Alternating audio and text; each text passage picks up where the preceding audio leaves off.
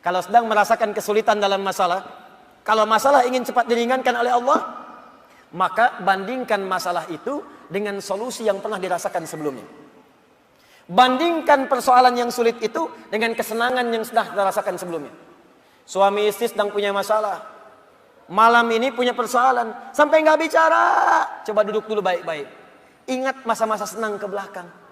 15 tahun berumah tangga, masa mau dikalahkan dengan masalah di satu malam? Ingat banyak senangnya atau banyak dukanya. Coba timbang-timbang lagi. Mungkin dengan menghadirkan nostalgia kesenangan itu, yang ini akan terasa ringan. Ma, kenapa malam ini kita mesti cemberut ya? Bukankah kemarin-kemarin kita tertawa? Gara-gara bapak semuanya. Gak apa-apa mah, memang gara-gara papa. Papa terima. Tapi mungkin Allah titipkan keburukan di papa itu karena mama bisa menyempurnakan. Mungkin Allah pilih mama itu adalah mama yang bisa membimbing papa lebih baik. Masya Allah. Oh gitu ya Pak ya. Mama bikin status dulu ya. Jadi kalau semuanya begitu enak rasanya. Tapi memang diucapkan mudah, menjalaninya belum tentu mudah. Nah, jadi kalau kita punya persoalan yang kecil-kecil sekarang, ingat masa lalu. Bu, Pak. Ya maaf di kantor ada masalah. Masalahnya hari itu. Jangan langsung merasa berat. Ada proyek gak selesai dimarahin sama bos. Anda kerja sudah 10 tahun, dimarahin baru hari itu. Senangnya kan banyak, udah 9 tahun. Masa persoalan sehari mengalahkan persoalan 9 tahun yang senang ke belakang? Kan tidak lucu.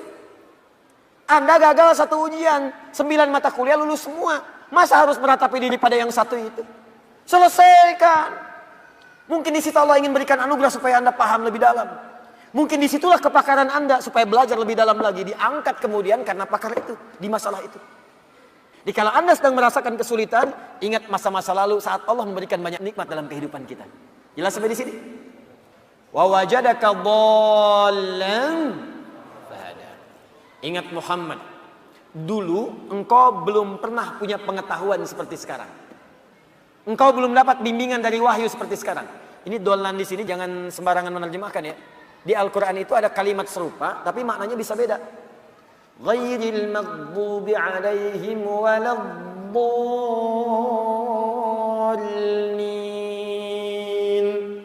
Maghdub yang tercela, maghdub yang terhina, dhalin di situ yang tersesat, tidak mendapatkan petunjuk Allah. Tapi kalau di surah Wadduha itu jangan diartikan tersesat. Bukan tidak mendapatkan petunjuk Allah, artinya yang belum mendapatkan bimbingan wahyu dari Allah Subhanahu wa taala. Bukankah dulu belum turun wahyu kepadamu? Bukankah dulu belum turun ayat-ayat Quran kepadamu yang membuat engkau semakin tenang sekarang? Wajadaka dhallan fahada. Muhammad, dulu kamu belum punya pengetahuan, sekarang dapat ilmu. Dulu kamu belum dapat bimbingan wahyu, sekarang dapat wahyu. Nah ini pun Bu, Pak, penting untuk disadari. Kalau sedang merasakan sulit di satu nikmat, maka ingat nikmat-nikmat yang lainnya.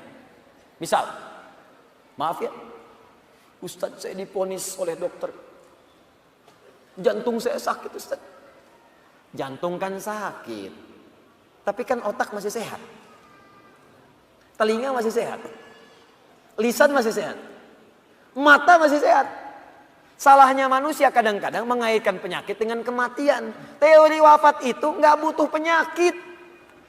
Wafat itu kalau ajal tiba langsung wafat, nggak ada penyakit pun wafat. Banyak orang sehat wafat, banyak orang sakit bahkan sampai koma belum nyampe titik. Banyak orang sakit di rumah sakit, tapi yang meninggal bisa yang sehat duluan.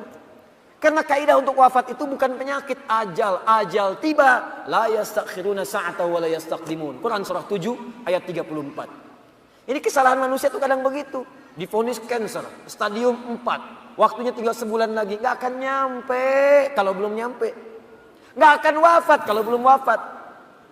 Karena itu kita diajarkan oleh Allah Subhanahu wa taala, hati-hati kalau kita mendapatkan merasa kurang di satu nikmat, maka segera evaluasi diri. Barangkali nikmat yang lain lebih banyak yang pernah kita dapatkan. Apakah kita hanya akan jauh dari Allah hanya karena satu yang kita rasakan itu? Sementara Allah berikan banyak kepada kita. Jangan sampai hubungan Anda pun dengan orang. Karena ayat ini punya hablum minan nas, hablum minallah. Hablum minallah vertikal, hablum minan nas horizontal. Jangan sampai Anda punya hubungan dengan orang sudah bertahun-tahun baik, putus hanya karena satu persoalan yang terjadi di satu hari. Sering terjadi begitu. Anda nggak sadar, bertahun-tahun berteman, bertahun-tahun berkolega, bertahun-tahun bertetangga, di pemerintahan, di jabatan, di harta benda, di macam-macam. Cuman gara-gara satu persoalan lupa dengan kebaikan yang pernah terjadi di masa-masa lalu. Kalau itu terjadi dalam hidup Anda, maka Anda sedang dikuasai oleh setan. Anda sedang jauh dari Allah. Karena ayatnya mengatakan, orang yang dekat dengan Allah tidak akan dipengaruhi oleh persoalan-persoalan yang tiba seketika, dan dia tidak akan melupakan kebaikan-kebaikan yang pernah terjadi di masa lalu. Lawan dari Allah itu tagut. Tagut terbesar itu setan. Allahu waliyul ladzina amanu yukhrijuhum minadh dhulumati ilan nur wal ladzina kafaru awliya'uhumut taghut. Tagut terbesar setan.